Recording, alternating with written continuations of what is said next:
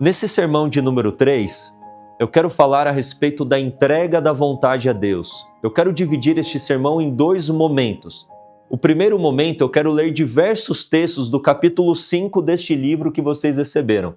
Eu disse que este material, publicado pela primeira vez em 1892, contém a mensagem da justiça pela fé. Este livro, depois da Bíblia, deve ser o livro de cabeceira do Adventista do Sétimo Dia. Nós traduzimos lá no IAG como Felicidade Plena, mas é o livro conhecido O Caminho a Cristo, tá? Olha, eu apelo para que você leia este livro pelo menos uma vez ao ano. E não só leia, estude este material, medite, assimile os ensinamentos na sua vida. Será algo muito edificante para todos nós. E o capítulo 5, ele fala a respeito da entrega da vontade a Deus. Eu separei ali os parágrafos principais. Eu acho que é um dos capítulos centrais deste livro, a respeito de como entregarmos a nossa vontade a Deus. O que constitui a vontade? E depois nós falaremos na segunda parte do sermão a respeito da formação do caráter, que tem tudo a ver com a entrega da vontade a Deus. Como que o caráter é formado? Como que nós podemos permitir que Deus opere esta obra de transformação em nós? Eu tenho cerca de... Deixa eu fazer aqui um cálculo rápido. 16 anos aproximadamente de adventista, de cristão. E eu aprendi verdades há poucos anos que até hoje são transformadoras na minha vida. E uma das verdades que até hoje eu percebo que é assim de vital importância para mim é essa questão da entrega da vontade. É a ciência da salvação. Eu percebo que muitos cristãos vivem uma vida estagnada, que não progridem, permanecem assim na prática dos mesmos pecados, cometendo os mesmos erros. Sabe aquela vida estagnada, aquela água parada? Porque não entenderam ainda a ciência da salvação, que é um tanto quanto simples, uma criança pode compreender, mas muitas vezes somos negligentes ou ignorantes em relação a esta verdade. Algo que vai ser vital para o nosso crescimento espiritual. Estão comigo? Então, a primeira parte faremos a análise de alguns parágrafos e posteriormente, então, entraremos aí na questão da formação do caráter. Pode passar para mim? Eu coloquei aqui, ao invés de Caminho a Cristo, CC, eu coloquei FP, Felicidade Plena, apenas para vocês terem uma referência do livro que vocês ganharam, ok? É apenas por isso. A paginação está deste livro, só para vocês terem o livro que foi entregue como referência. A luta contra o próprio eu é a maior batalha que já foi travada. Nós precisamos entender que o nosso pior inimigo não é Satanás. O nosso pior inimigo somos nós mesmos. O nosso eu é o nosso pior inimigo. Jeremias 17 diz que o nosso coração ele é o quê? Enganoso, corrupto. Não só corrupto, ele é desesperadamente corrupto. Desesperadamente corrupto, enganoso. A luta mais ferrenha que nós temos que travar é contra o nosso próprio eu. A renúncia de nosso eu, sujeitando tudo à vontade de Deus, requer o quê? Luta. Você vai ter que carregar a sua cruz, que não é uma doença, não é uma crise financeira, não é a esposa, não é o marido, não é o chefe lá do seu trabalho. A cruz que você tem que carregar e crucificar em Cristo é o seu eu. É o seu eu que precisa ser crucificado juntamente com Cristo. E isso vai requerer uma luta ferrenha. É um caminho estreito. É um caminho de abnegação. É um caminho de sacrifício. Mas nós já vimos que é um caminho de gozo, paz e felicidade no Senhor. Contudo, o coração tem de fazer o quê? Submeter-se a Deus antes que possa ser renovado em santidade. Há os que dizem servir a Deus, mas, ao mesmo tempo, confiam em seus próprios esforços para obedecer à sua lei, construir um caráter perfeito e alcançar a salvação. E todos esses esforços, por si só, os esforços humanos, por si só, eles são o quê? Inúteis. Escutem o que eu estou falando. Os esforços humanos, por si só, não se esqueçam do por si só, eles são o quê? Inúteis na transformação do caráter e para que nós vivamos de conformidade com a lei de Deus. Não é uma intuição profunda do amor de Cristo que move o coração, ou o coração deste que tenta alcançar a salvação ou a transformação do caráter pela sua própria força, mas procuram cumprir os deveres da vida cristã como sendo uma exigência de Deus para alcançar o céu.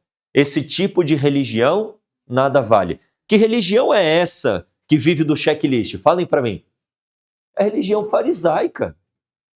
É aquela que junta um conjunto de exigências. Vestuário, alimentação, é vida no campo, é isso, é aquilo, e papapá, e aquele checklist como se fossem requisitos para você alcançar a salvação. Essa religião nada vale. Eu não estou falando que reforma de vestuário, reforma de saúde, vida no campo, etc, etc, etc, não são importantes. Eu estou falando que se você viver as reformas na expectativa de que você alcance o céu por isso, você está muito enganado. Você está muito enganado. Essa religião não tem valor nenhum diante de Deus. Ela não transforma o coração. Quando Cristo, no entanto, caberia um no entanto aqui. Quando Cristo habita o quê? O coração, a pessoa se sente tão feliz e repleta de seu amor por causa da comunhão com Ele, que a Ele se apegará cada vez mais. Ao contemplá-lo, esquecerá de si mesmo. Agora vem aqui, queridos, prestem atenção. O amor de Cristo será a motivação das ações. Eu quero ler um texto lá em João 14, versículo 15. Abram comigo. João 14, verso 15. Amados, eu peço muito a atenção de vocês. Eu acredito que esse sermão ele será transformador na sua vida. Preste muito atenção em cada palavra, em cada verso que nós lemos. João 14, 15 diz o quê? Se me amais, o que diz então? Guardai os meus mandamentos, ou guardareis os meus mandamentos. É o amor a Cristo, é o amor à sua bondade, à sua misericórdia que deve nos levar a guardar os mandamentos. O amor deve ser a mola propulsora. O amor deve ser o catalisador para que você viva de conformidade com a lei. Não uma expectativa de que você alcance o céu pela observância à lei, mas porque você ama Cristo, aquele que permanecendo nele você obtém a salvação. Existe algo um tanto quanto paradoxal. Sem a lei, ninguém será salvo. Prestem atenção nisso. Vou melhorar o meu pensamento aqui. Ninguém será salvo por obedecer à lei. Ninguém será salvo por obedecer à lei. Mas sem a obediência da lei, ninguém será salvo. Parece um tanto quanto paradoxal, não é? Pela obediência à lei, ninguém será salvo. Mas sem obedecer à lei, ninguém será salvo. Vamos pensar um pouquinho a respeito de quando Deus entrega a lei para o povo de Israel lá no deserto. A lei de Deus não foi entregue por Deus para nos salvar e nos dar vida. Entenda isso na tua mente. Deus, ele não deu a lei para o povo para nos salvar e nos dar vida.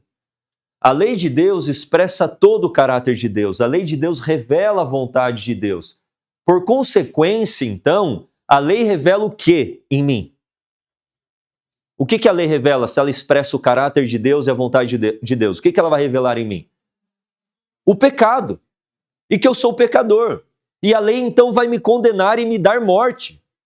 Se eu me aproximar da lei esperando que ela me dê vida, ela não vai me dar vida, ela vai me dar morte. E o problema não está na lei, o problema está em mim, eu sou pecador. Mas a lei é o que Paulo diz lá em Romanos 7? É santa, é justa, é boa, a lei é perfeita. O problema não está na lei, o problema está em mim. Então, se eu procurar ser salvo, obter vida através da lei, isto é uma impossibilidade.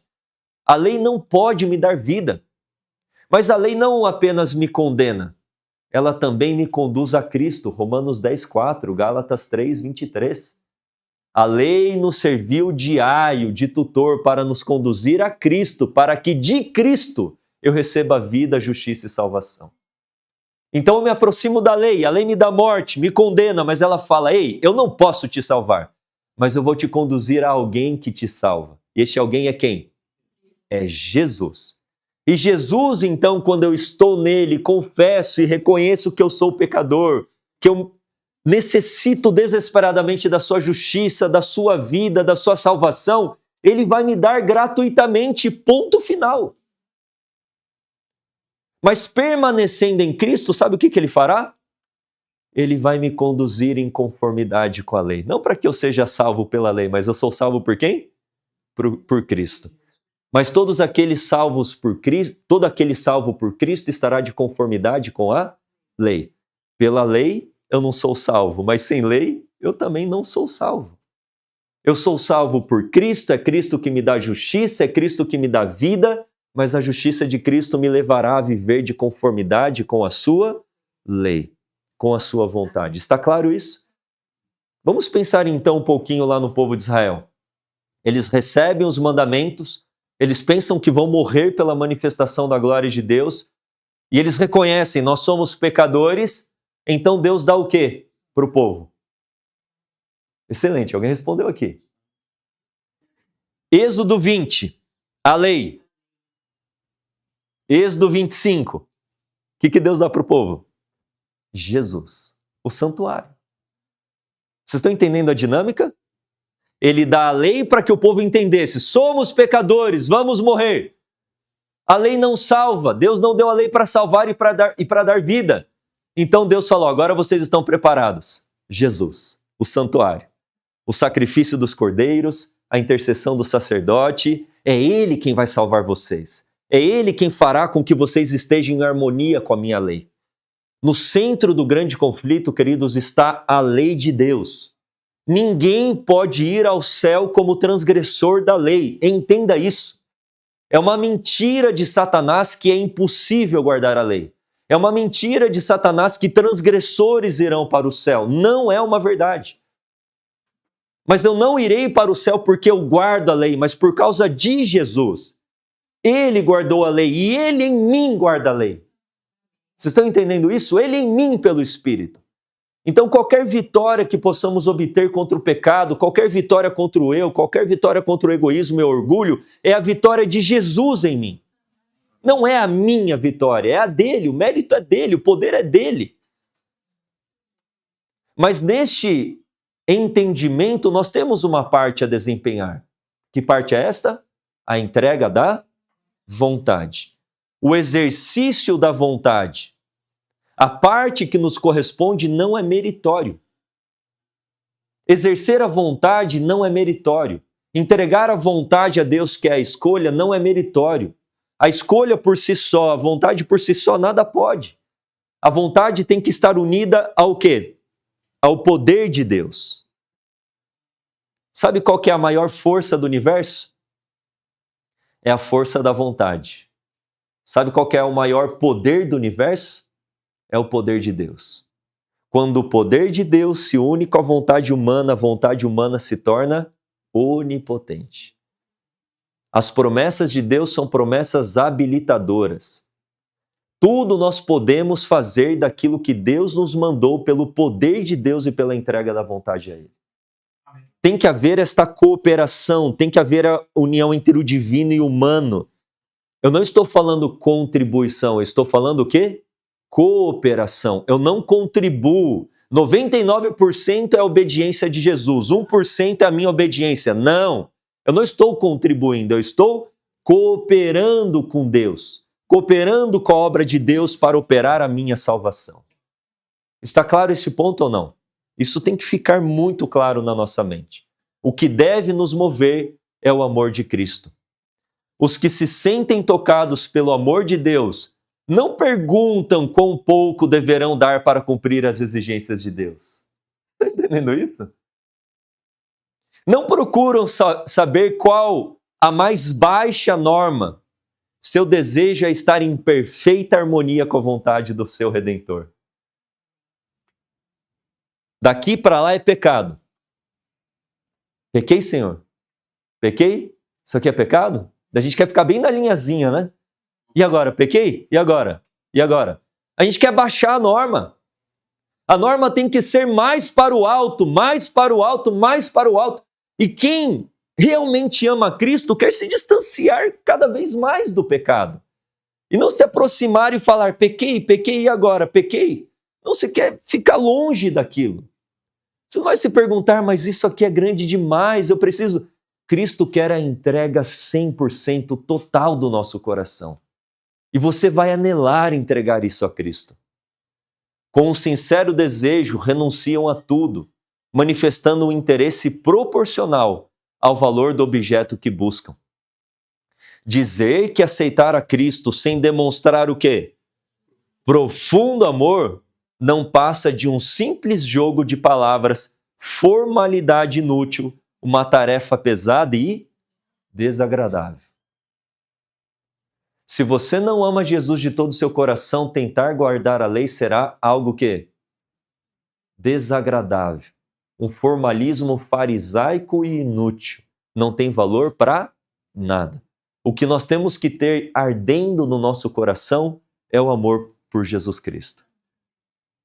Ele é tudo para nós. É tudo dele, para ele, com ele. A gente tem que ter no nosso coração este amor ardente pelo nosso melhor amigo e irmão, Jesus Cristo. Vamos avançar. Pode passar para mim. Isso. Aqui são palavras, olha... Eu confesso que eu fiquei pensando, eu vou seguir só na temática da transformação do caráter, mas quando eu li esses textos eu falei, eu não tenho como nesse encontro não ler esses textos. Não tem como. Eles são muito fortes. Acompanhem comigo. Você julga ser um sacrifício muito grande entregar tudo a Cristo? Então pergunte a si mesmo, o que entregou Cristo por mim? O Filho de Deus deu tudo, vida, amor e sofrimento para nos salvar.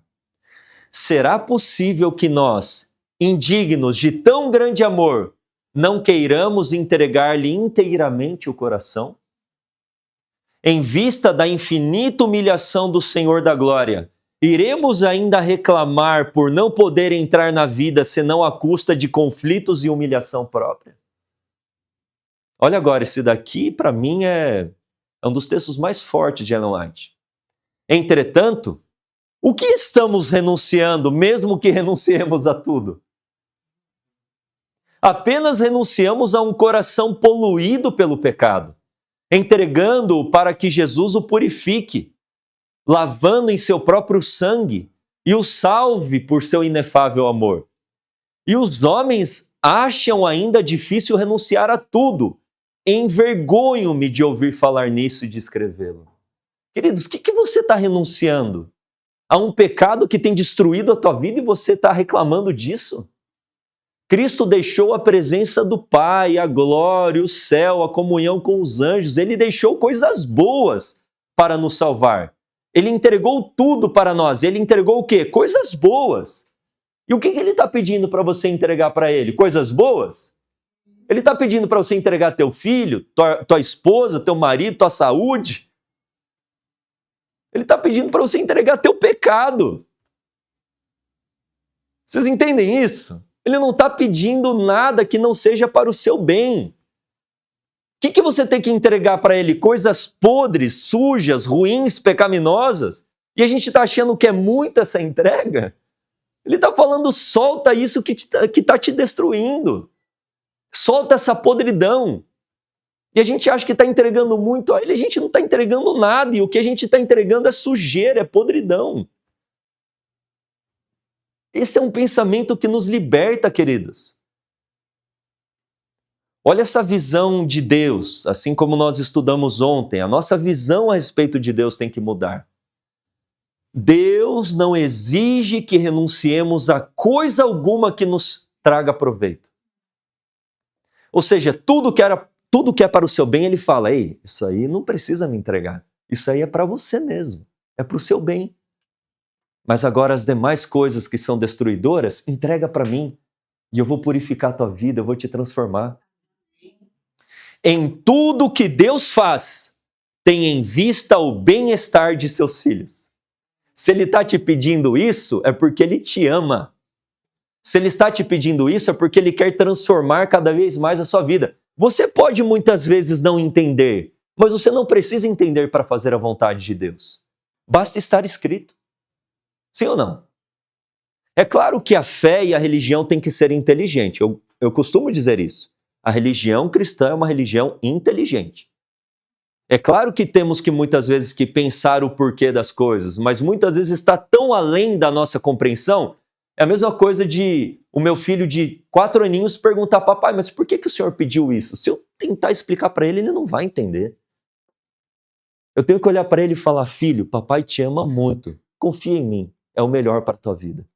Agora você não vai conseguir entender. Imagina Deus tentando explicar para o Clark por que ele não podia passar lá na Hipercar. Vem cá, Clark, deixa eu te explicar. Ele entendeu alguma coisa? Não entender nada. Calma, confia em mim. Então Deus ele não pede nada para nós que não seja para o nosso bem. Por mais que custe um sacrifício, uma dor, é para o seu bem. Lá nos Seves, hoje não mais, não está sendo tão mais cultivado, mas tinha lá um parreiral. Parreiral é a uva, né?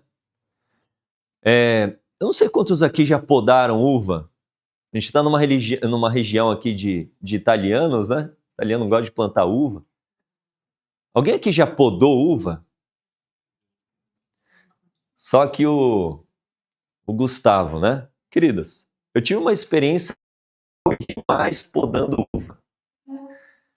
Quando você faz aquela poda drástica na uva para que ela venha forte depois, no momento certo e dê bastante fruto, é uma poda drástica. Você tem que cortar muitos galhos e folhas e deixar a quantidade específica. Quando você pega um raminho ali da parreira e corta, sabe o que acontece? O que acontece? Fala para mim. Fala alto. Ela chora, querido. Vocês já viram isso? Você corta um galinho da videira, ela começa a chorar. Ela vai pingando gotinha igual lágrima, assim, ó. Eu fiquei olhando aquilo, queridos, eu lembrei na hora do capítulo Não se turbe o vosso coração, do Desejar a Todas as Nações. Recomendo demais esse capítulo, capítulo 73. Não se turbe o vosso coração, baseado em João capítulo 15, em que Jesus diz, o meu pai é o lavrador, o meu pai é o agricultor. Ele faz o que como agricultor? Ele poda. E quando ele poda, nessa poda drástica que tem que ser na nossa vida, ele não poda de uma maneira descuidada. Você não pode chegar na videira e sair cortando. Você tem que puxar, ver qual que é a mestre, qual que vai para a direita e para a esquerda. Ou seja, é uma poda drástica, mas uma poda com muito cuidado. É assim que o Pai faz na nossa vida. E quando ele vai podando e vai falando, filho, entrega, a gente chora. Mas o que a gente está entregando para ele? O pecado, coisas que são destruidoras na nossa vida. E quando a gente lá na frente der frutos, você vai falar, que bom que eu entreguei isso a Deus. Custou lágrimas, mas que bom, não é? Foi assim o testemunho do Clark no final? Que bom, hoje eu entendo, eu chorei, mas hoje eu entendo. E louvado seja Deus. É isso que Deus quer fazer na nossa vida. Oxalá que todos os que não aceitaram a Cristo reconhecessem que Ele tem coisas incomparavelmente melhores para te dar, para dar para você, para mim, do que o que eles mesmos desejam. O homem provoca o maior prejuízo e comete injustiça a si mesmo quando pensa e age de modo contrário à vontade de Deus. Nenhuma felicidade verdadeira pode ser encontrada no caminho proibido por aquele que sabe o que é melhor e quer o bem de suas criaturas. O caminho do pecado, ele é sempre um caminho do quê? De miséria e destruição.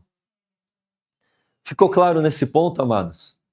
Tudo que Deus pede para você renunciar é porque Ele te ama. O Pai nos ama com amor profundo e eterno.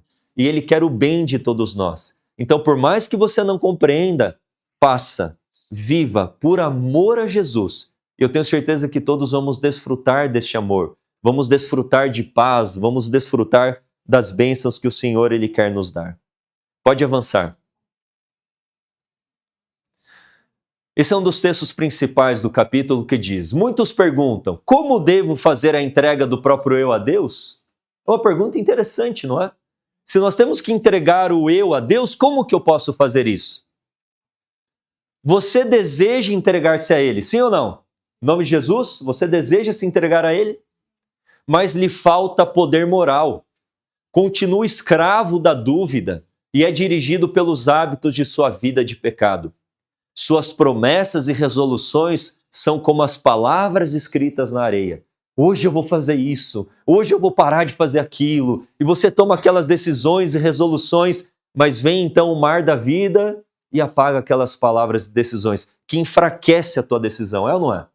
Cada decisão que você toma, que você não cumpre, você se torna cada vez mais fraco, cada vez mais desmotivado, cada vez mais assim, desacreditado. Você não consegue dominar os pensamentos, os impulsos e as afeições. O conhecimento de suas promessas violadas e dos votos não cumpridos enfraquece a confiança em sua própria sinceridade, levando a pensar que Deus não pode aceitá-lo. Essa é a nossa experiência muitas vezes ou não é? Mas, ei, você, eu, calma. Não precisa desesperar. Vamos entender o que é e como entregar a vontade a Deus? Mas não precisa desesperar. O que deve compreender é a verdadeira força da vontade. E aqui um pause. Muitas vezes nós confundimos vontade com desejo. E até no português, no dia a dia, a gente usa essas palavras como sinônimas. Ei, Caio, você está com vontade de tomar uma sopa? Ele fala, nossa, eu quero. Estava desejando isso. A gente usa vontade e desejo. Mas vontade e desejo são duas coisas totalmente diferentes, como o Oriente está distante do Ocidente. Está claro isso ou não? Assim como fé não tem nada a ver com sentimento, mas é pegar Deus na sua palavra, vontade não tem nada a ver com desejo. Vou dar uma ilustração para você. Talvez as mulheres, naquele período do mês mais desafiador, se identifiquem mais com isso, né? Você está andando na rua, daí você vê aquela chocolataria, Cacau Show, sei lá o que pode ser. Daí você vê aquela cascata de chocolate, né? Daí você olha para aquilo, pode ser queijo para alguns, pode ser a pizzaria, não sei. O que for aí que você muitas vezes sabe que é prejudicial, mas a boca saliva. Sabe assim? Então você olha para aquela cascata de chocolate, o coração dá uma acelerada, a boca saliva, daí você tem a memória do chocolate derretendo na tua boca. Daí você fala, só um pouquinho, né? E daí começa a tentação. E aquilo tem a ver com desejo. Você está desejando aquilo. Mas daí você pensa, calma aí, se eu comer agora, isso vai causar isso e aquilo e tal. Eu escolho não comer. Vontade. E você vai embora desejando, mas a sua vontade foi não comer. Depois de 5 minutos que o coração para de estar acelerado, você fala, graças a Deus eu não comi. Graças a Deus eu não cedi naquela tentação. E daí vem outro desejo, vem outra alegria, a alegria do Espírito. Vocês estão entendendo que desejo é uma coisa e vontade é outra? Vontade tem a ver com decisão, com escolha. Desejo tem a ver com aqueles impulsos da carne, com a boca salivando, com a mão suando, com o coração palpitando. São os desejos da carne, a concupiscência que algumas traduções da Bíblia diz. Às vezes o desejo por si só não é pecaminoso. A gente não tem desejo por uma sopinha de aipim, de mandioca, não sei como vocês chamam. Aqui é mandioca também ou não? Os dois, mandioca e aipim? Não é um negócio gostoso? A gente pode desejar coisas saudáveis, mas por causa da natureza pecaminosa, normalmente a gente deseja coisas o quê? Prejudiciais, coisas nocivas, coisas ilícitas. Então desejo tem a ver com isso, vontade tem a ver com decisão. Volta para o texto. O que deve compreender é a verdadeira força da escolha, da decisão. Ela é o poder que governa a natureza do homem. O poder da decisão ou de escolha. Então, qual que é o sinônimo de vontade? Qual que é o sinônimo de vontade? É desejo? Não é desejo, é o quê? Decisão ou escolha. Tudo depende da correta ação, da escolha, da vontade. Deus deu ao homem o poder da escolha, a ele compete exercê-la. Você não pode mudar seu coração, nós estudamos isso hoje cedo. Quem muda o seu coração é Cristo, é o Espírito Santo, é a palavra. Você não pode mudar seu coração, não pode por você mesmo consagrar a Deus suas afeições. Contudo, pode escolher servi-lo. Pode dar-lhe a sua vontade. E aqui a gente pensa que só a gente enfrenta isso, né? E aí eu quero recordar vocês de Jesus indo para o deserto da tentação. Não era o desejo de Cristo, mas foi a sua vontade. Eu vou repetir isso. Não foi o desejo humano de Cristo, porque humanamente ele recuava do conflito, mas foi a sua vontade. O texto bíblico diz: e Jesus foi guiado pelo Espírito ao deserto. Não era o desejo dele, mas ele falou: é da vontade do Pai? Que assim seja. Pai, Getsêmani, sendo portador dos nossos pecados, suando sangue. Pai, se possível, afasta de mim a tua ira, o teu cálice. Este era o desejo de Cristo. Contudo, seja feita a tua vontade, escolha, decisão. Cristo teve que lutar contra desejos, e aí eu não quero entrar nessa questão de tendência herdada, cultivada, eu não quero entrar nesse debate da natureza humana de Cristo, porque esse não é o ponto. Mas Jesus teve que lutar contra desejos que eram contrários naquela circunstância à vontade do Pai, que o levariam num sentido contrário à vontade do Pai para Cristo. E ele fala: que morra o meu eu, que o desejo seja crucificado e que seja feita a vontade de quem? A vontade do Pai. Nós temos que entender essa ciência da salvação. Jesus como nosso exemplo e Jesus como nosso poder para vivermos isto. Pode dar-lhe a sua vontade. Ele então operará em você o querer e o fazer segundo a sua graça. Filipenses o quê? 2:12 e versículo 13. É ele quem então vai operar em você. Ele então operará em você o querer e o fazer segundo a sua graça. Desse modo, toda a sua natureza, toda a sua natureza estará debaixo do domínio do Espírito de Cristo. Suas afeições irão se centralizar nele, seus pensamentos estarão em harmonia com ele, você terá a mente de Cristo. É isto que nós precisamos entender. Essa é a ciência da salvação. É aqui que muitos erram, estão tentando pela sua própria força. A força não é sua, a força é de Deus. O poder é de Deus. O que compete a você, que não é meritório, não é contribuição, mas é cooperação, é o exercício do quê? Da escolha e da vontade. Deus não vai escolher por você. E eu confesso, queridos, que quando vivermos isso, nós vamos entender o quão pecadores nós somos. E o quanto muitas vezes nós amamos ainda o pecado e falta nós olharmos mais para Jesus na cruz. Falta contemplarmos mais o amor de Jesus para vermos o quanto o pecado é maligno. Isto aqui custará um caminho de lágrimas que você terá que se esforçar. Avança para mim, por favor. Ok, pode voltar. Neste ponto, após a análise desses textos, eu quero caminhar sobre como que é formado o nosso caráter. E vai ter tudo a ver com aquilo que nós estudamos agora. O que é o caráter? Já se perguntaram isso? Porque a gente fala tanto de perfeição de caráter, né? O que é o caráter?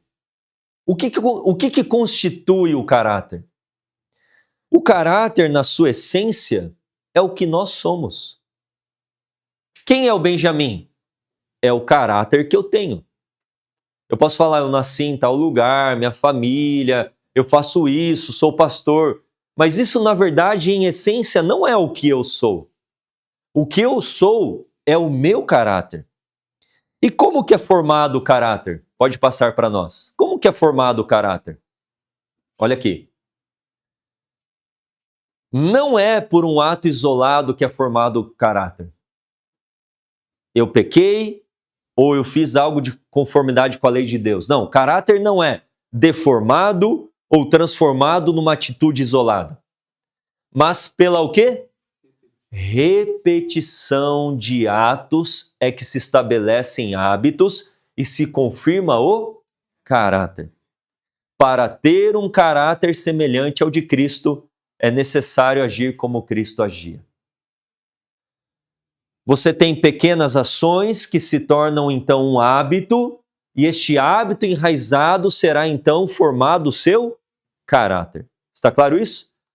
Ações contínuas formam um hábito e o hábito forma o seu caráter. Se nós quisermos ter o caráter de Cristo, precisamos agir como ele agia. E a pergunta no momento deste sermão é: como que Cristo agia? Porque eu quero ter um caráter semelhante ao de Cristo. Se para ter um caráter semelhante ao de Cristo eu preciso agir como ele agia, a pergunta que surge é: como que Cristo agia? É exatamente sobre isso que nós iremos falar neste sermão. Vamos responder esta pergunta durante o sermão. Como que Cristo agia? Para iniciarmos a resposta a esta pergunta de que como Cristo agia, nós precisamos entender a dinâmica entre as faculdades. Vocês já ouviram a respeito disso ou não? As faculdades superiores e as faculdades inferiores. O que constitui as faculdades inferiores? Superiores, aliás. Consciência, razão e juízo. As faculdades superiores, razão, consciência e juízo. E as faculdades inferiores, apetites e paixões. E aí, apetites e paixões podemos colocar também como sinônimo, como sendo sinônimos de desejo. Vamos recapitular comigo ou não? Quais são as faculdades superiores? Razão, consciência e juízo. Quais são as faculdades inferiores? Apetites e paixões. Quando Deus criou o ser humano, as faculdades superiores, consciência, razão e juízo, dominavam as faculdades inferiores. O controle estava nas mãos das faculdades superiores. O que o pecado causou? Uma inversão. As faculdades agora inferiores querem dominar as faculdades superiores. De que forma? Você deseja algo que a sua consciência está falando assim: ei, isso vai te destruir, isso vai fazer mal para você. Daí você mesmo assim vai lá e faz. Quem que está dominando quem? As faculdades inferiores dominando as faculdades superiores. Isso é o que Paulo fala em Romanos 7, versículo 14, escravidão do pecado. Eu sei o que é certo para fazer, eu quero, não de vontade e escolha, mas eu desejo fazer o que é certo, mas eu vou lá e faço o que é o quê? Errado e pecaminoso. É uma condição de uma pessoa que conhece a vontade de Deus, mas ainda vive escrava do pecado. As faculdades inferiores ainda dominam as faculdades superiores. E a pessoa constantemente vai ferindo a consciência dela. O juízo dela fala: isso é errado. A consciência dela acusa ela: ei, não faça isso. O seu discernimento, o seu conhecimento, a sua razão aponta: ei, isso aí vai te fazer mal. Mas mesmo assim você vai lá e faz. E aí a gente poderia dar diversos exemplos, ficar, quem sabe, diversas horas na inutilidade, rolando aqui, ó. Você sabe que isso é inútil, é ou não é? Você sabe que isso não será proveitoso. A sua consciência está falando, o seu juízo está falando, a sua razão está falando, mas você vai lá e faz.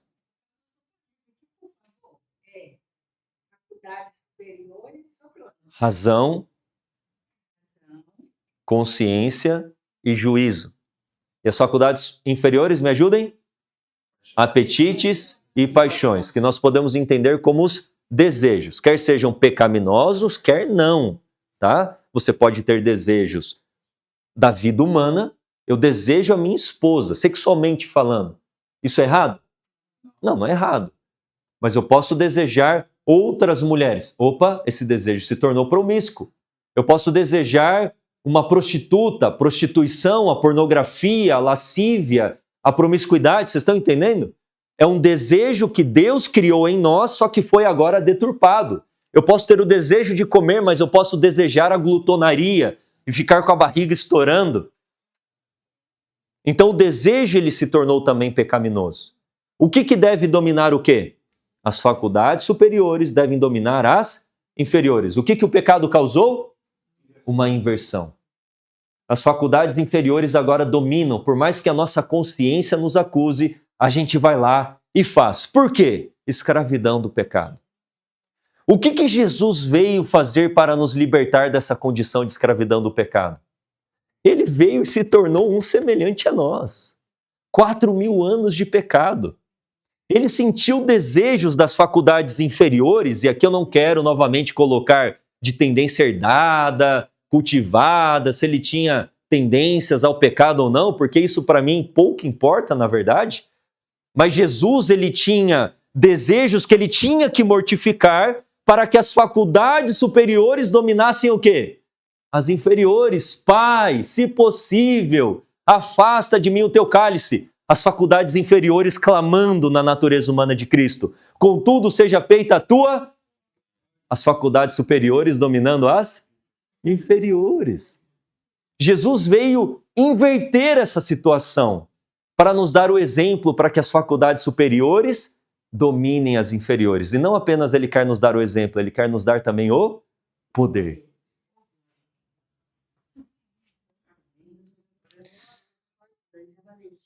Queridos, vamos ler, porque isso é bíblico. Você pode falar, isso é uma construção teológica. Mas a gente lê tanto isso na Bíblia, mas a gente não se apercebe. Olha só o que Deus fala para Caim. Gênesis 4, versículo 7. O que diz? Caim, se bem fizeres, não é certo que serás aceito? E se não fizeres bem, o pecado jaz à porta, e sobre ti será o teu desejo. Ou, vocês entenderam o sobre ti? As faculdades inferiores, Caim, são contra você. Elas querem dominar você. É isso que Deus está falando para Caim. As faculdades inferiores querem te dominar, Caim. Elas estão sempre à porta batendo porque elas querem entrar, ter o domínio. Mas sobre ele, o desejo você deve dominar. Como? De duas formas. Entrega da vontade mais o poder de Deus. O divino e o humano devem se combinar. E se combinando, a vitória em Cristo é certa. Nós iremos mortificar o eu. Nós iremos mortificar os desejos da carne. E é isso que Paulo fala em outros textos. Vamos ler também. Colossenses 3:5. Portanto, os vossos membros que estão sobre a terra, a fornicação, a impureza, a afeição desordenada, a vil concupiscência e a avareza, que é a idolatria. O que Paulo está falando? Ei, faça morrer as faculdades inferiores, mate. Aí você não estará transgredindo o sexto mandamento. É a vontade de Deus.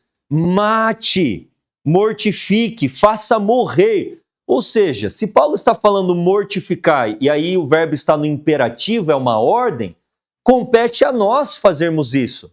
Pela nossa força? Não. Pela nossa vontade? Sim. A vontade é a escolha ligada com o poder de Deus. Alguns não entendem outro texto de Filipenses, capítulo 2, versos 12 e 13. Vamos ler. Alguns pensam que Paulo está advogando aqui a salvação pelas obras. Não, a gente vai entender isso. Filipenses 2, 12 e 13. O que diz? Assim, pois, amados meus, como sempre obedecestes, não só na minha presença, porém muito mais agora na minha ausência. Presta atenção agora. Desenvolvei a vossa salvação com temor e tremor. Paulo está falando para eu desenvolver a minha salvação exatamente isso. Existe algo que compete a nós fazermos para operar em nós a salvação, que é o quê? A escolha, a entrega da vontade, o exercício da vontade, aquele texto tremendo que nós lemos. É assim que nós operamos a nossa salvação. Paulo não está falando de salvação pelas obras, mas algo que temos que desempenhar. Uma parte a desempenhar, que não é meritória, a força não é nossa, mas o exercício da vontade compete a nós. E o que diz então o versículo 13? 13. Porque é Deus. Isso. Deus é quem efetua em vós tanto o querer como o realizar, segundo a sua boa vontade. Está claro isso? Quando nós entregarmos a vontade a Deus, Ele vai mudar os nossos desejos. Os nossos desejos pecaminosos devem ser mortificados. Mas ficaremos apenas com desejos pecaminosos mortificados? Sim ou não? Não, Ele vai criar em nós desejos elevados, santos, puros, perfeitos. Não apenas a nossa vontade, as faculdades superiores elas são mantidas, mas as inferiores serão santificadas. Vocês estão entendendo isso? A natureza pecaminosa sempre estará lá. Eu não estou advogando carne santa. As tentações virão, os clamores da natureza pecaminosa. Mas nós temos apenas desejos agora carnais? Nós não podemos ter desejos santificados e espirituais? Claro que podemos. Comer uma comida saudável, pregar, orar, ler a palavra. Você não deve depender de desejo para fazer essas coisas. Você deve escolher fazer, mas fazendo. Ei, não é gostoso ler a Bíblia? Sim ou não? Fala aí. Não é gostoso e prazeroso? Eu estou falando de desejo mesmo. De coração que palpita, de rosto que sorre, de lágrimas que rolam, de ajudar o semelhante? Naturalmente nós não temos esses desejos. Mas é sobrenaturalmente que Deus está colocando essa alegria e contentamento em nós. Amém. Ele quer mudar os nossos desejos também. Ele quer colocar em nós novos desejos. Desejos santificados e espirituais. Que a princípio não nos é natural. Então não dependa de sentimento para fazer a vontade de Deus. Não dependa de desejo para ler a Bíblia. Não dependa de desejo para orar. Não dependa de desejo para testemunhar. Faça, porque é o que tem que ser feito, por amor a Jesus. E fazendo é prazeroso. Eu estou num grupo, e aqui eu quero compartilhar como um testemunho que está sendo algo edificante na minha vida. Eu estou num grupo de amigos, tem obreiros do IAG, pessoas de fora, que a gente tem que fazer X flexões por dia. Você começa com 10, daí vai 11, 12, 13... Eu comecei com 10, hoje eu já estou fazendo várias, graças a Deus. Olha, aí é outra história. Olha, eu comecei com 10, hoje eu faço umas 90, 3 séries de 30, né? Flexãozinha assim. Mas eu não estou nem aí para a questão física, estética. A minha mente é isso aqui, eu quero isso aqui. Porque tem dia que você está cansado. Tem dia que está frio, tem dia que você não está com desejo nenhum. Vá e faça. Vá e faça. Eu quero condicionar a minha mente a isso. Não viver pelo desejo, mas viver por aquilo que é certo. E ponto. É o princípio, é o cuidar do corpo, da saúde. Então vá e faça. Está frio? Não me interessa. O seu cérebro sempre vai te enganar. O seu cérebro sempre vai querer economizar energia. O seu cérebro sempre vai contra você, você tem que entender isso. É como se fosse um outro ser dentro de você, querendo te prejudicar, mas você tem que tomar a decisão, a escolha, não importa frio, eu vou lá, eu vou fazer a caminhada. Ah, mas eu gosto tanto disso, e daí? Ninguém te perguntou se você gosta ou não. Vá e faça, deixe de fazer, passe a fazer, faça o que você tem que fazer. Pela decisão, que não por si só não seria o suficiente, mas que tem que se apoderar do poder de Deus. E aí a vontade humana se torna onipotente. E eu vou ser sincero, quantas vezes? Agora tá assim, Mas antes do cérebro me enganar, eu já estava no chão. E quando eu estava fazendo ali a flexão, que maravilha, né? Você sai assim, pá, aquela endorfina, aquela dopamina. Que maravilha. Não é assim quando a gente lê a Bíblia também? Quantas vezes a gente não está com desejo, a carne está lutando, mas quando você faz aquele estudo maravilhoso, aquela leitura, aquele devocional, você sai assim, não é? Fortalecido no Senhor. A oração é a mesma coisa, o testemunho. Aquele sábadozinho, friozinho, aquela chuvisquinha, né? Daí você olha para aquela coberta, é agora que eu vou dar aquele descanso sabático. Daí você fala, mas quantas pessoas estão perecendo? Daí você sai de casa não desejando, mas com a vontade de fazer a vontade de Deus. E daí você vai lá e faz um culto na casa da vizinha, do vizinho, e louva a Deus. Foi uma luta tremenda para você chegar naquela casa daquela pessoa. Mas quando você está ali e você vê as lágrimas rolando e a pessoa falando para você, olha, você foi um enviado de Deus, eu estava aqui triste orando e o Senhor te enviou, muito obrigado por ter vindo. Você fala, é isso aí, eu tomei a decisão certa, é ou não é? E vem a alegria, vem o contentamento. Cristianismo não tem nada a ver com desejo, tem a ver com decisão. E é isso que às vezes a gente não entendeu ainda, a gente está esperando desejar. Senhor, coloca em mim. Não, não é assim que funciona. Você não vai progredir, você não vai crescer se você depender de desejo. Isso tem que ficar claro na nossa mente. Nesse ponto, eu quero falar a respeito do que constitui o caráter. O caráter é o que somos, em essência é o que somos. Mas o que constitui o caráter? Olha esse texto que tremendo. Impressionante esse texto. Ele é grandinho, mas vamos com calma, ninguém está com pressa. Vamos lá. Primeiro ponto. Vocês devem conservar-se afastados do terreno encantado de Satanás. Qual que é o terreno encantado de Satanás? E não permitir que a mente, aí são pensamentos, tá? Se desvie da fidelidade para com Deus. Vamos continuar, vocês vão entender o que é esse terreno aqui. Por meio de Cristo podem e devem ser felizes. E adquirir hábitos de domínio próprio. Até seus pensamentos devem ser levados em sujeição à vontade de Deus. E seus sentimentos sob o domínio do quê? Faculdades superiores, faculdades inferiores. Pensamentos e sentimentos levados cativos ao quê? À razão e da religião. Sua imaginação não lhes foi dada para que se lhe permitisse correr desenfreada de acordo com sua vontade, sem nenhum esforço para restringi-la ou discipliná-la. Você dar vazão aos seus pensamentos, você dar vazão aos seus desejos, você dar vazão a tudo isso se chama o quê? Terreno encantado de Satanás. Nós temos um domador de cavalos aqui, o Rodolfo, né, Rodolfo? Às vezes o cavalo é chucro, é misericórdia, né? Eu gosto muito de andar a cavalo. A gente tem uns cavalinhos lá no IAG, a gente cuida em comunidade deles e às vezes eu dou uma passeada. Sempre gostei muito de cavalo, desde a minha infância. E eu lembro uma vez, eu tinha 4 anos de idade, a gente morava numa fazenda. E eu ganhei um potro de um tio meu e o meu irmão ganhou uma égua mais já madurona, né? E eu só andava no potrinho com meu pai e tal. Eu tinha 4 para 5 anos de idade, eu era uma criança pequena. E vocês sabem como é o irmão mais velho, né? Eu tenho 3 irmãos, eu sou o caçula, eu tenho um irmão mais velho, outro irmão e uma irmã. E eu sempre fui muito ligado com esse irmão mais velho.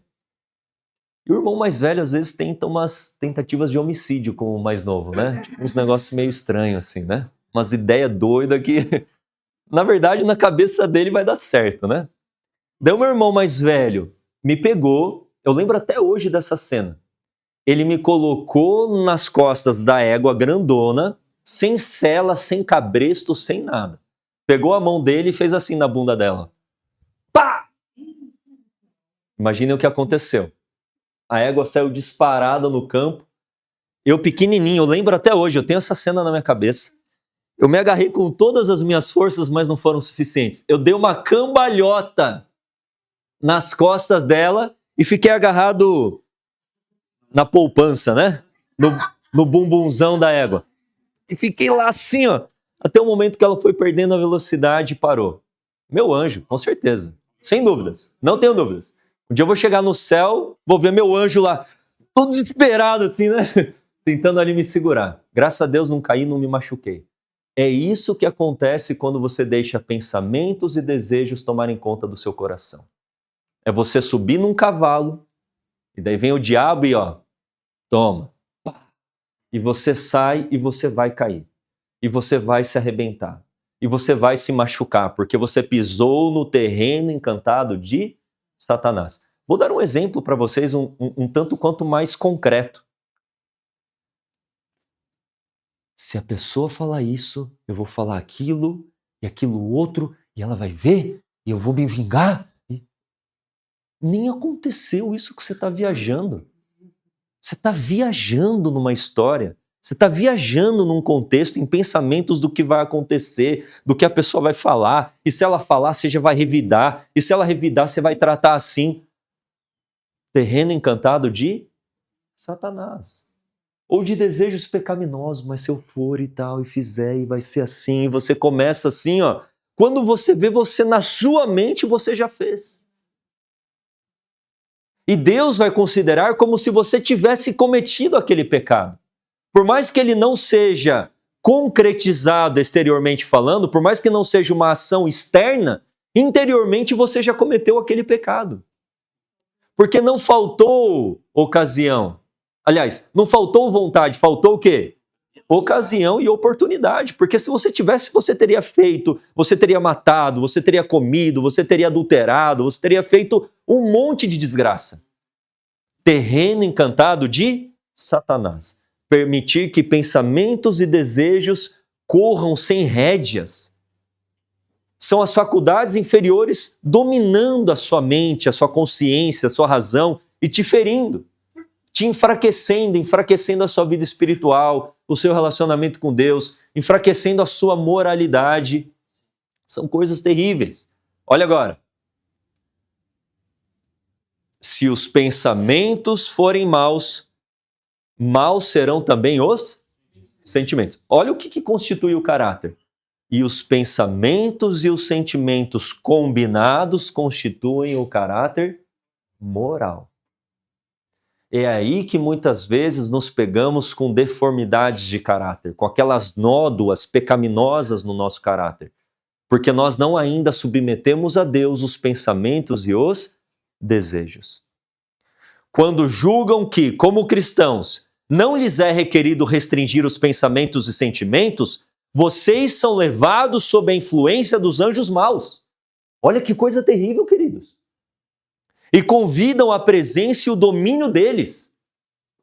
Quando você dá rédea solta para pensamento e desejo, é a mesma coisa que você está falando aí, Satanás. Vem me dominar.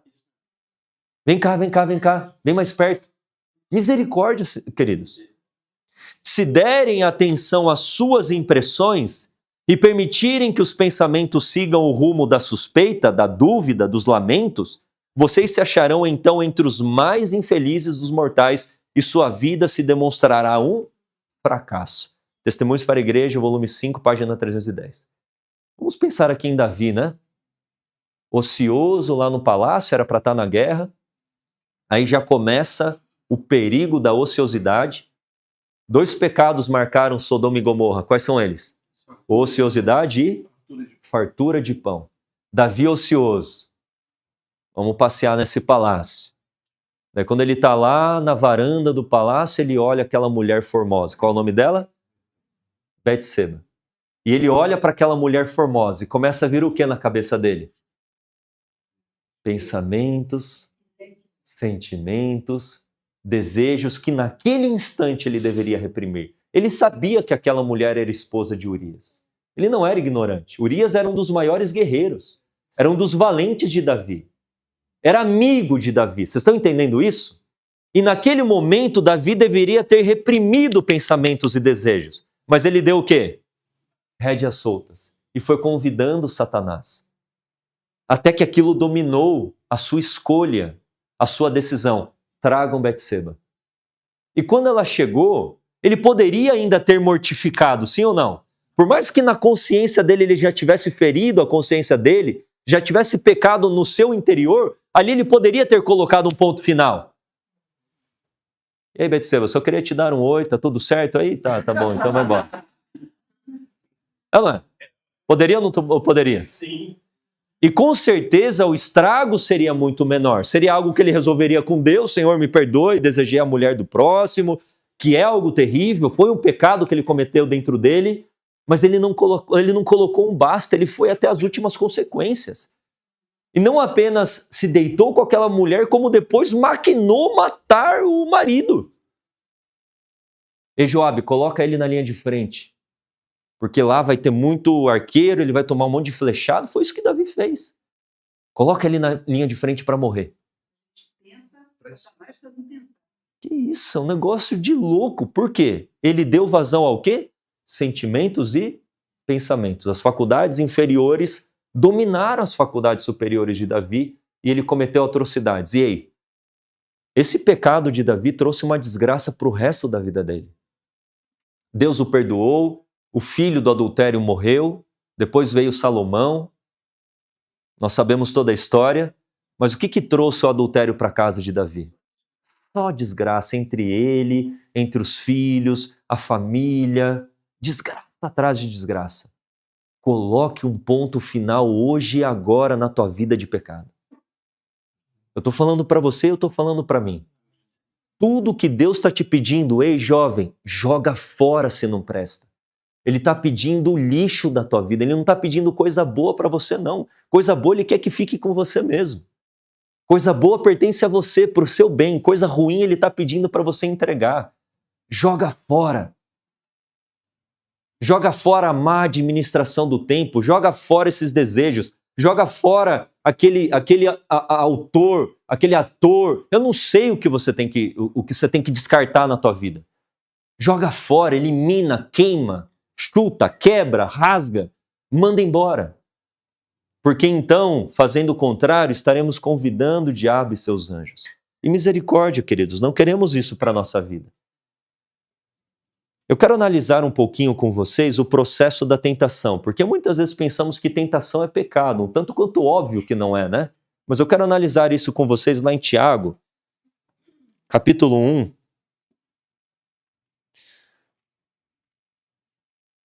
E a gente já está caminhando para o fim para responder a pergunta. Então, como que Cristo agia? Nós já temos a resposta. Cristo agia dominando as faculdades inferiores pelas superiores. Cristo não deixava os pensamentos e desejos correrem com rédeas soltas. Ele dominava as faculdades inferiores. É assim como Cristo agia. Tiago, capítulo 1, versos 14 e 15. O que diz aí? Ao contrário, cada um é tentado pela sua própria cobiça, quando esta o atrai e seduz. Isso, verso 15. Então, a cobiça, depois de haver concebido, dá à luz o pecado. E o pecado, uma vez consumado, gera a morte. Vamos entender esse texto de uma outra forma. Eu quero dar aqui uma ilustração. Vamos ler novamente com calma o versículo 14. Mas cada um é tentado pelo diabo, está escrito isso? Mas cada um é tentado quando atraído e engodado pela sua própria concupiscência. Satanás, ele faz uso da nossa concupiscência para nos tentar, mas nós somos tentados pela nossa própria natureza pecaminosa, pelos nossos próprios desejos pecaminosos que estão aqui dentro. Jesus falou, daqui de dentro sai o quê? Egoísmo, adultério, ódio, orgulho, é isso que está no nosso coração. E isso tudo precisa ser mortificado. Então vamos analisar agora o versículo 15. Então nós somos tentados pelos desejos, pela concupiscência. Depois, havendo a concupiscência concebido, vamos dar o nome de concupiscência para uma mulher? Esta mulher aqui, fictícia, imaginária, aqui ao meu lado, se chama concupiscência, é o nome dela. Oi, concupiscência, esse é o nome dela. Vocês estão entendendo isso? Sim. Eu olho para a concupiscência pisca para mim. E ela começa então a flertar comigo.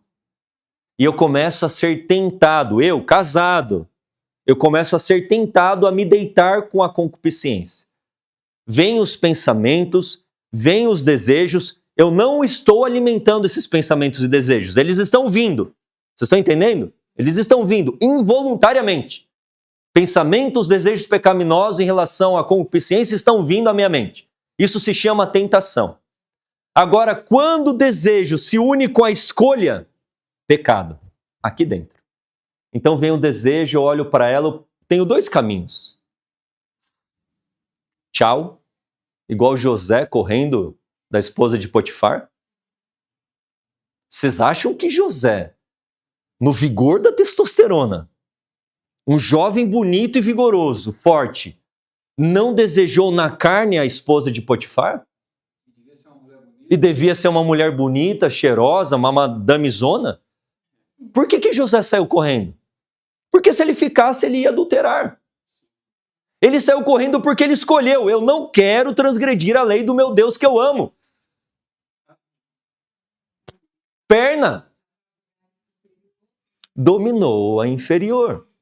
Então eu tenho dois caminhos. Ou eu saio correndo e mortifico a faculdade inferior, os desejos da carne, ou agora eu vou engravidar a cobiça. Sabe como que eu engravido a cobiça? Quando a minha escolha se une ao meu desejo da carne. E eu começo aqui na mente a alimentar. Eu vou pegar o número dela, o contato dela, daí você se aproxima. Você já pecou aqui dentro, é igual Davi. Você já pecou aqui dentro. A questão do pecado ser consumado exteriormente ou não é uma questão de oportunidade. Se eu tiver, eu me deitarei com ela. Se eu não tiver, eu não me deitarei. Mas eu já pequei ou não pequei? Já pequei. Tentação não é pecado. Mas a partir do momento que eu uno a minha decisão, a minha escolha com aquele pensamento, com aquele desejo pecaminoso, eu engravidei a cobiça. E qual que é o nome desse filho? Qual que é o nome desse filho?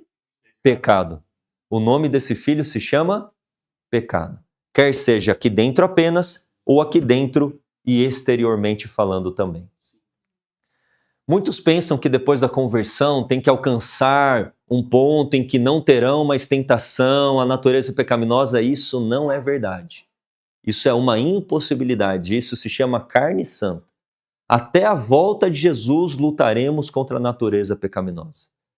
Mas não significa que pelo fato de termos natureza pecaminosa temos que viver em pecado.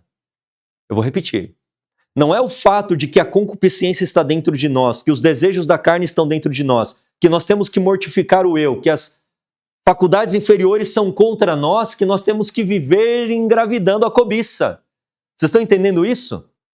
Tem que ser mortificada, mortifique a cobiça. Faça, pois, morrer essa natureza pecaminosa e terrena. É isso que nós devemos fazer diariamente, constantemente, para que pensamentos e sentimentos sejam levados cativos a quem? A Deus, a Jesus Cristo. Eu gosto muito de uma ilustração que diz o seguinte: você pode impedir que uma ave voe lá em cima? Esses são os pensamentos e desejos pecaminosos que vêm, é a tentação. Ela virá, está aqui dentro.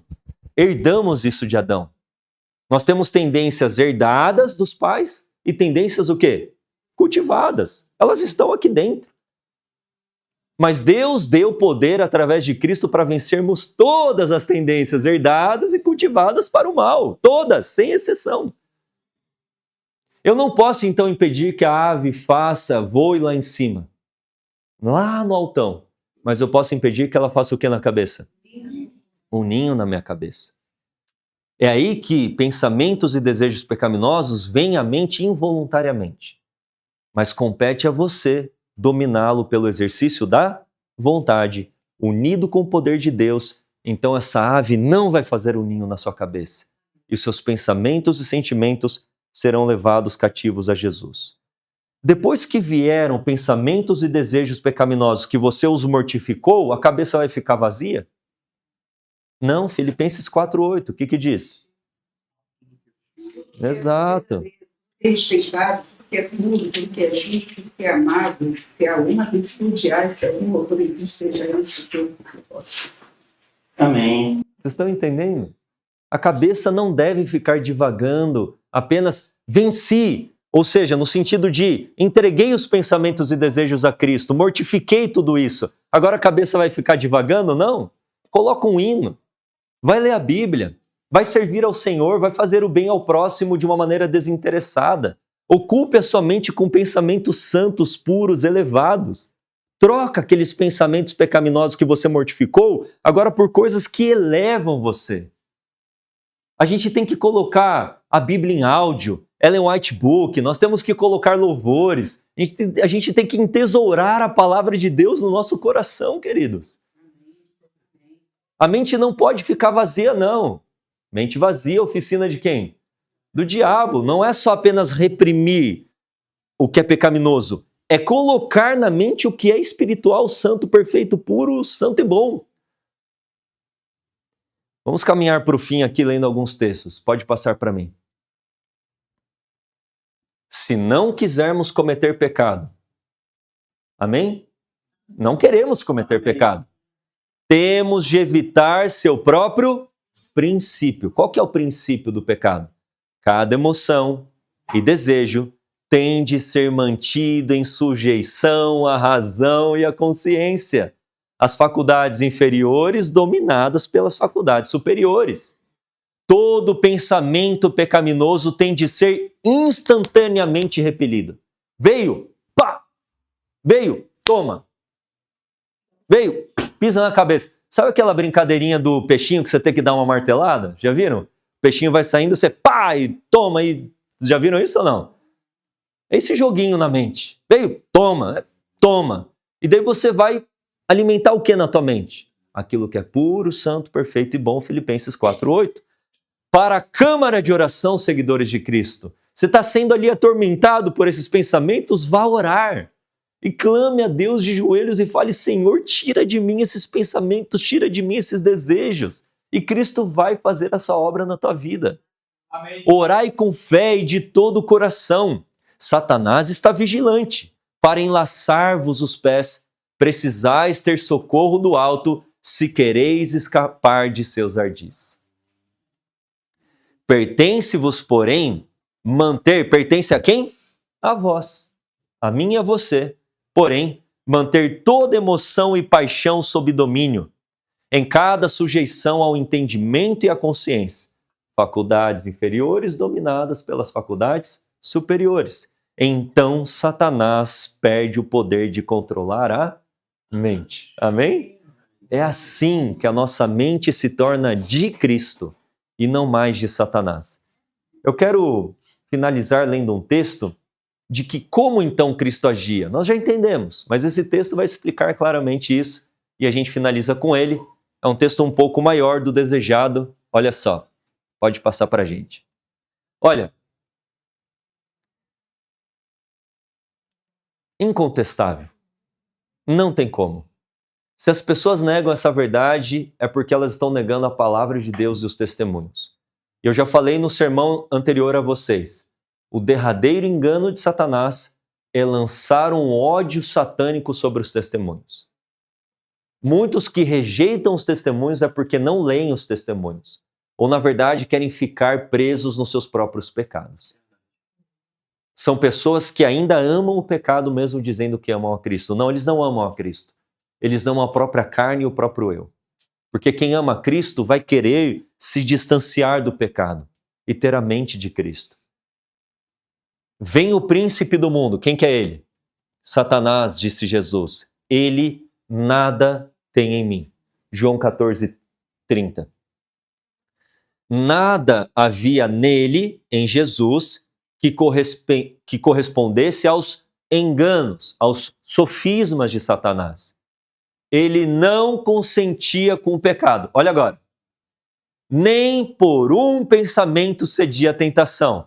Leiam comigo agora. Leiam comigo agora. O mesmo se pode dar conosco. O mesmo que? De não cairmos em tentação nem por um pensamento.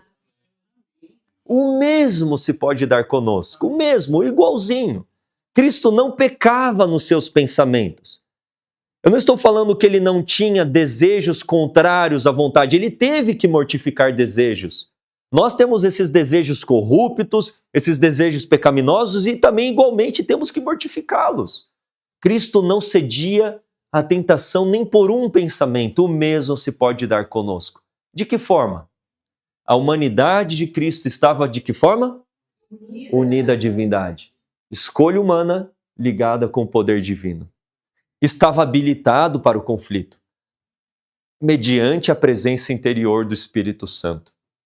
E veio para nos tornar participantes da natureza divina. Sabe o que é ser participante da natureza divina? É ser cheio do Espírito Santo. É o Espírito Santo te conduzindo, não é você tendo o Espírito, é o Espírito te tendo.